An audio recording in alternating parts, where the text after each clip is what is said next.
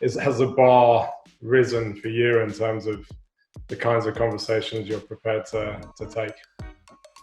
Yeah, I mean, everything Patrick was just saying just is, it was, we're leading parallel lives, it seems like, because I have a 3.5-year-old and an 18-month-old. So and also no childcare. So again,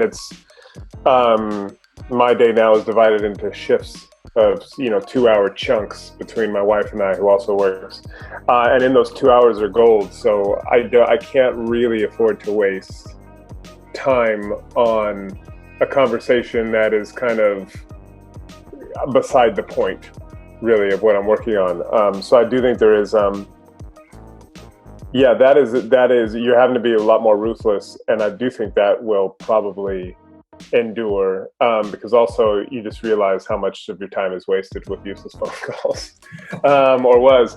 And then the other thing, just on a more practical level, a lot of journalists know how the Sunday Times works, or whatever paper they're talking to works, in terms of their deadlines, when they need to get back to you by.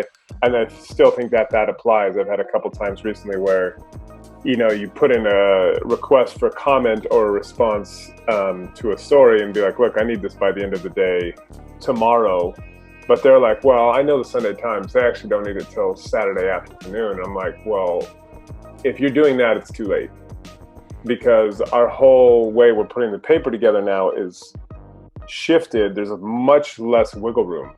So, deadlines in a way have come up, and our ability to just like dive back into pages and insert a quote or whatever, it's just all much more difficult because everybody's working from home. There's very few people in the office. And so just the kind of making the sausage has changed that process. So we have less room for kind of last minute changes. And like I said, the deadlines have been shifted up. And long term, if we ever get back to some kind of normal office setting, that may kind of go back to normal. But for now and for the foreseeable, we just have a lot less room for messing around, especially as we get closer to deadline.